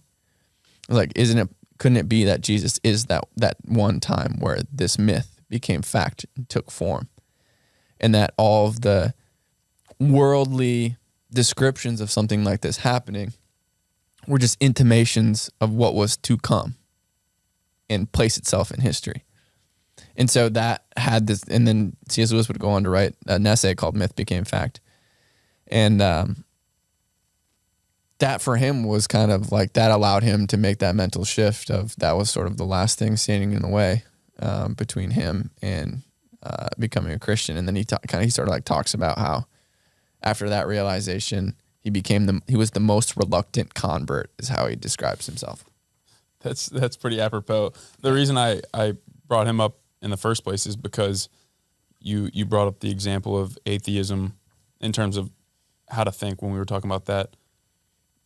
Somebody of faith should be able to adequately argue for atheism. And I think the reason, or one of the reasons that C.S. Lewis is thought of as like this, just an incredibly well thought person. Like, his thoughts are still reverberating through history for today and probably for a long time, because he had such a clear and concise understanding of the opposite side. So I thought that was interesting. You mentioned in the book, I don't know, I think it's at the end, you basically encourage the reader to pick 3 of the heroes that you mentioned, maybe even outside the book, and then the characteristics or the qualities that you'd want to embody. Do you have 3? And if so, who would they be? What would their qualities be? Yeah, I think I might in the back of the book, I think it's Hercules, King Arthur, and it doesn't matter, like Jesus or something. So like Benjamin Franklin he's like famously said, imitate Jesus and Socrates. For me, this goes back, one of my favorite things to just talk to people about in general is the idea of what they view as like the formative myths or heroes or stories in their childhood, where like the first time they really remember being drawn to a particular figure in a movie or a book. And for me, it was the Disney movie Sword in the Stone, and which is based on a book by T.H. White called The Once and Future King. But for me, it's like I've always had this fascination with like medieval chivalry and knighthood and like King Arthur stories. And so if I had to pick, definitely, oddly enough, though, most of the King Arthur stories aren't about King Arthur. They're about the knights in his court. And so I'm going to pick an abstract knight in King Arthur's court as one of the things I would want to be. And specifically why is one of my favorite ideas from the book is it's called the Grail question. And with the Grail question, what time we got here? We got time. So the Grail question is here. I got it. So the Grail question is, what is the highest service I can bring to my fellow human beings on earth? And all of the Holy Grail stories are about the knights exist in this state where the Holy Grail represents the thing that they can search for that will be of the highest service to the fellow man. They can give themselves in self-sacrifice to finding the Holy Grail because it is the vessel of life and healing, and it will return sort of vitality to the land. Now, obviously, what the Holy Grail represents in this Grail question of how can I be of highest service has a number of threshold questions of like, who am I as a person? What are my gifts? What can I do to serve the world? So it's a lot more messy when we think about it as us individuals. It was very easy for the knights in King Arthur's court because all they had to do is, I dedicate my life to the Holy Grail. I think that we as human beings have to do the same thing. And so we have to answer our own Grail question of who am I? How can I be of highest service to the world? And then it's this whole idea of like selflessness required to self-actualize. So it's just this process. I'm going to use this has been very foundational for me lately. So I'm going to focus just on this one instead of picking three. Hercules is up there for me too. But, and so I think part of this purpose of life and the flourishing of the human being is this identification of how can you be of highest service to the world? This is the Grail question. This is where I think the key to sort of revivifying the Western world sits in this question. And this goes back to what we were talking about with social media. Unlike the expression of self, it stands our task, each of us, to think about who we are, what our gifts are, how we can be of highest service to the people around us and the world around us, and then give ourselves entirely, selflessly to that thing. That is how we find the Grail. That is how we find the vessel that revitalizes the rest of the world. And so that's sort of what is currently on my heart as like a beacon. I guess that is the particular beauty that is currently my beacon. I also just I use this one a lot, but the story of Hercules, I love how just I don't want to say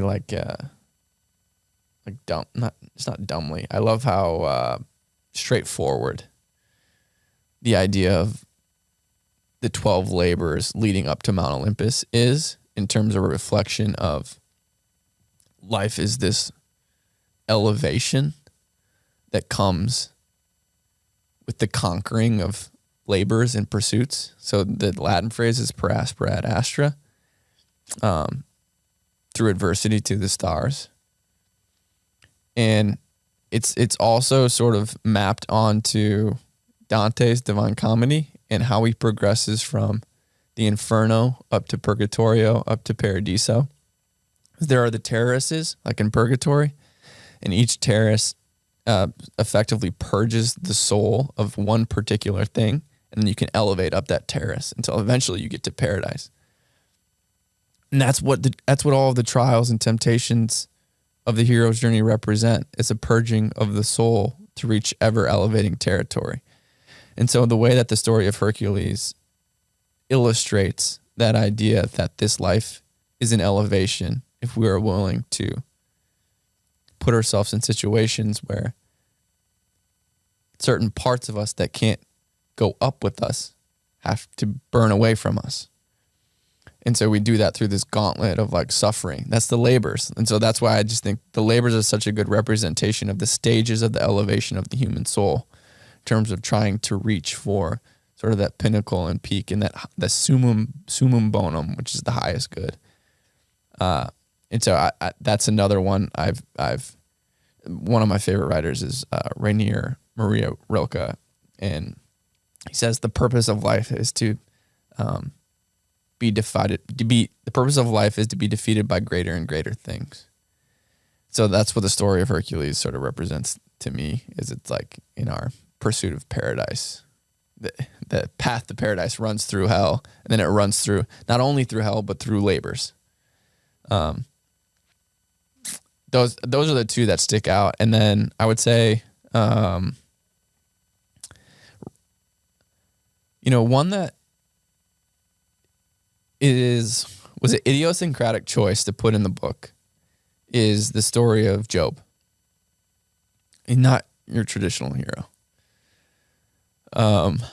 And he sort of stands though biblically in an interesting spot because, speaking of steel manning, he's kind of the best argument for atheism put in the book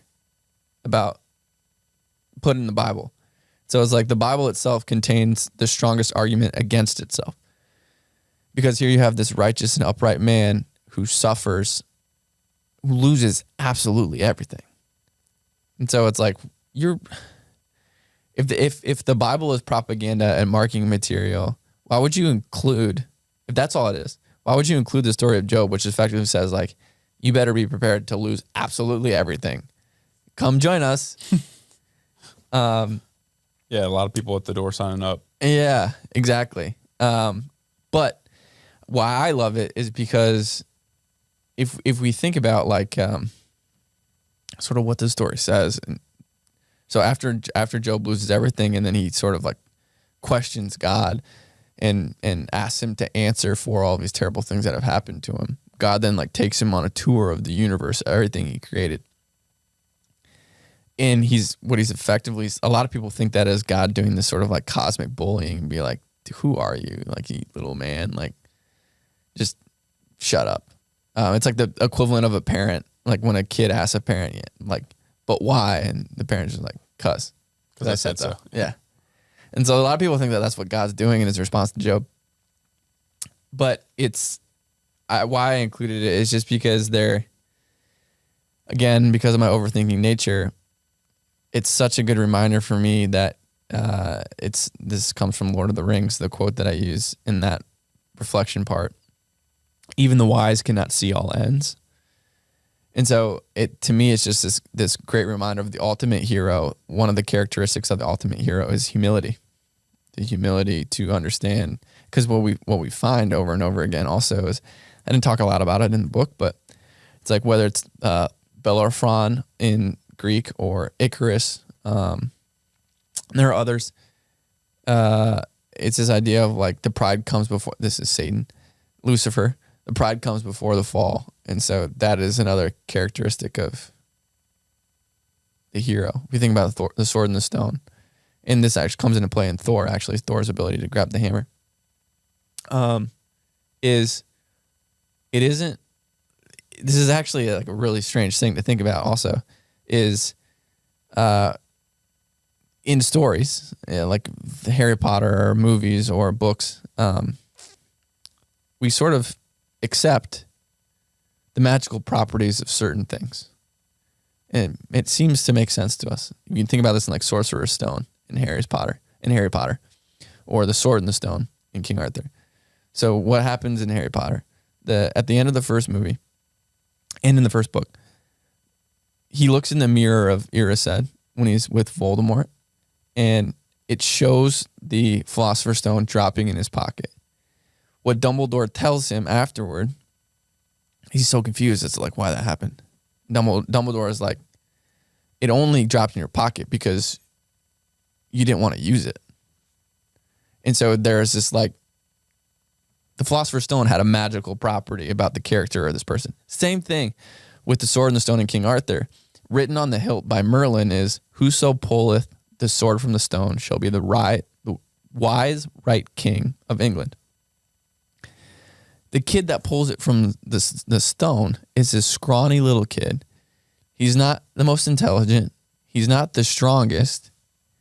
He maybe has a birthright But other than that, the only characteristic is he's in a stance of service. The only reason he pulls the sword from the stone is because he was a squire for Kay, his cousin, who asked him to go get his sword from back home. And so in the pursuit of serving his cousin, that's when he pulls the sword from the stone. And so it's a stance of like humility and service and not wanting to wield it for bad that is in these stories, even like Harry Potter, even these secular stories that we just accept as making sense without understanding the implications of what that actually means in terms of like this idea of like, oh, there is an idea of goodness. There is an idea of like things that are right and things that are wrong. And we are okay with these magical objects sort of being able to determine and decipher those attributes about human beings. And so it's like there's this acceptance that the same thing with Thor's hammer is the reason he can lift it is because he wants to use it to save and to serve, not against other people. Go ahead. No. Where is the line between humility and belief that a hero can do what he is humbly attempting to do, if that makes sense? Like where is the line between the narcissism or the confidence that Thor has where he thinks he can do the things for good and to save, and the humility to actually be able to pick up the sword? Does that make sense? It does make sense. And what I'll say is like one of the other things that's important throughout the book, or one of the things I touched on in the book, is this idea that I even talk about, so like at the very end of the section, I talk about, Jesus, Buddha, and the devil being sort of the anti-hero, like a representative of the anti-hero. But it's also like, he's basically a villain of villains, right?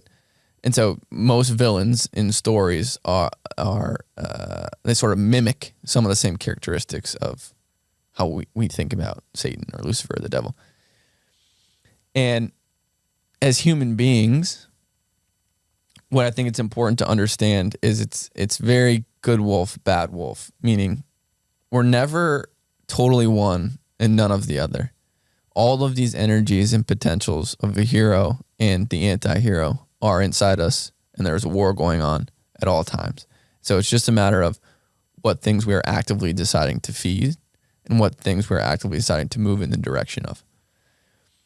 And so in the context of how do you distinguish between, or how do you thread the needle between like humility and enterprise, for instance, or belief, self-belief, is there are constant examples actually of heroes failing in that, of like they'll David's a good example of this. Like defeating Goliath, going on, ruling his people, and then letting himself slip up, and then you get Bathsheba, and you get sort of like Solomon is another example of this from David's son. A great perspective. He has the humility to ask God for wisdom instead of riches. He's given the whole kingdom and a whole bunch of things, and he takes on a bunch of wives and sort of like starts to think of himself as elevated and above reproach and above sort of the dictates of God, and then he gets brought low. And so there's this oscillation of like, do we ever achieve perfect balance? I don't think so. Do we receive reminders that humble us when we're unable to humble ourselves? Absolutely. And so as human beings, I think personally, where it comes in is it's a matter of attention. So like the difference between narcissism and like self-belief, in my opinion, is where the attention is. Like, are you thinking about yourself or are you thinking about others? And I think it's the same thing with the hero. Like, it's a matter of, if you're being honest with yourself, are you thinking about the building of your own brand, your own status? When you think about your actions, are you thinking about truly?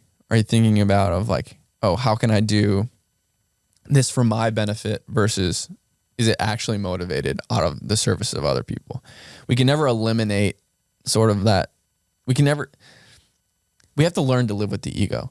This is why I struggle with the statement that ego is the enemy, because it's like that implies that we need to get rid of it or kill it, but we can't do that. And in some ways, it actually, a healthy ego is what allows us to express ourselves authentically. And so what we have to do is learn how to live with it in a healthy relationship with it. And so we use it to help us sort of with direction and this idea of individuality and being individual, but at the same time, it needs to, like, we need to, this is like Aristotle of all virtues taken to an extreme become a vice. And so this is like the balancing the golden mean. And it's a tricky thing to do, but I fundamentally believe that the difference between how a hero is able to remain humble and still go out and do things, one is a recognition of where their power comes from, that it does not come internally. And this is where, like, this is why I love the knight, like the King Arthur and the knights is like the best ones. The ones that find the Holy Grail are empty of, they're relatively empty of self, and it's all just interested in service. And so it's one, a recognition of, not I, the poetic phrase is like, not I, but the river that runs through me. And so it's also sort of the Tower of Babel, and it's like, it's the difference between somebody that believes themselves to be self-made and somebody that believes themselves to be an extension of something greater. That's one way, as long as things are done sort of properly, understanding that it's not you. It's that one of my favorite musical artists is John Bellion. He says, I thought my way to greatness, I could claim this, but he gave me the brain. That's fundamentally a stance of humility. And then creation and doing becomes an expression and a reflection of the thing that's coming through you. So I think that's one way to do it. And the second way, I think, is what I was already talking about, is it's a matter of where your focus and attention is. Is it on, am I doing this to build myself, my own kingdom, or is this for the service of other people? So it's just a matter of like attention and focus and where what your efforts are trying to help. That was more of a selfish question. Like that was actually something I was curious of myself. I've struggled with it too. I think that's all the time. Well, because somebody who's reflective and thinks like myself. I'm like, okay, well, will stop and be like, wait, am I doing this out of like selflessness or selfishness? And then I'll think of all the ways that I could be doing it out of selfishness, and like, well, maybe it's not worth. You see what I'm saying? There's like this negative spiral. And that's why I wanted to the point about like we as human beings can never empty ourselves of that ego piece of us. And so it's like, to a certain extent, by asking yourself that question, you're asking yourself to do something that's impossible, which is remove the self-interest. And so fundamentally, the best that we can do as human beings is make sure that whatever we are creating, we are upfront and honest about the fact that it is not us that is doing it. It's like, that's where the illusion, as soon as we disclaim, not ownership or responsibility, but we credit. And so it's like, the question comes in the credit phase of like, where's the credit for this thing going? That's what's worked for me in terms of like getting myself to still create the thing. Is otherwise sort of my self-doubt would defeat everything before it ever reached the world. That's something that I relate to. So that's a very valuable insight. I'll probably re-listen to this exact episode, like part of the episode many times. Thank you for sharing that. One thing that I think, so we have these histories of, or these stories, these myths and these heroes from across time, different plots of time. Do you think that there are any myths that are being, quote, written today? Like, do you think in 500 years we'll tell our kids about the story of X person from 2023? No. Why is that?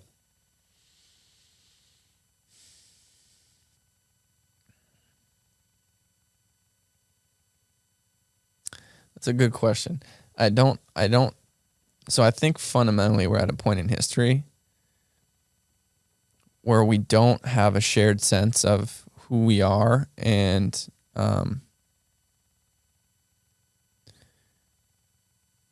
we don't have, so like Aeneas is a good example. The Aeneid was written by Virgil at a time when Rome, Caesar Augustus sort of like commissioned Virgil to write this unifying epic of a people.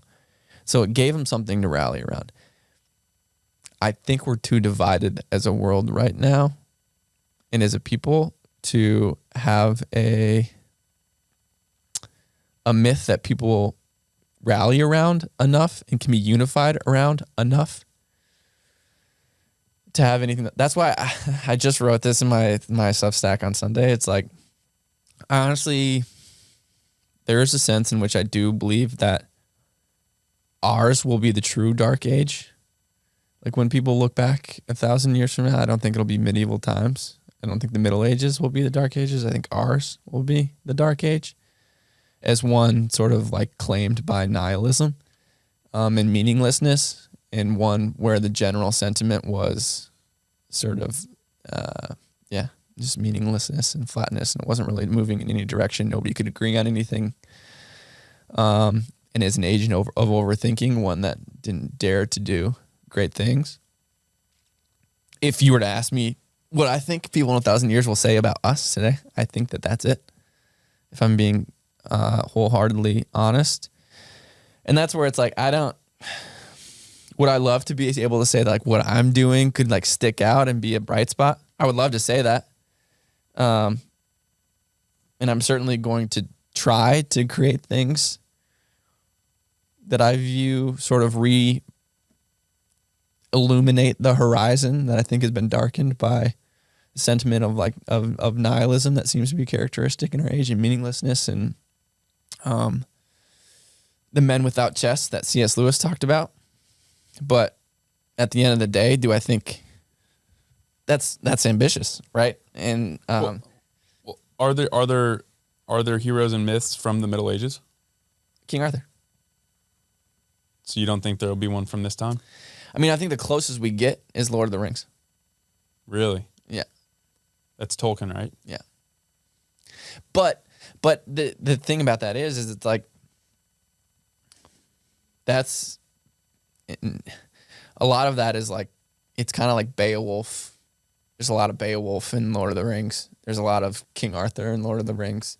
So there is a question of like, to what extent it's like a true epic in the same that those are. The other thing with like King Arthur is you have hundreds of authors that contributed to the legends of King Arthur. And so it's almost like a figure that you have to have people write legends about. And I don't know that we have that, but it's also impossible to see when you're in it, I feel like. Yeah, it's kind of, you spoke about this with Ryan as well, just the cyclicality of everything. Like the universe does correct itself.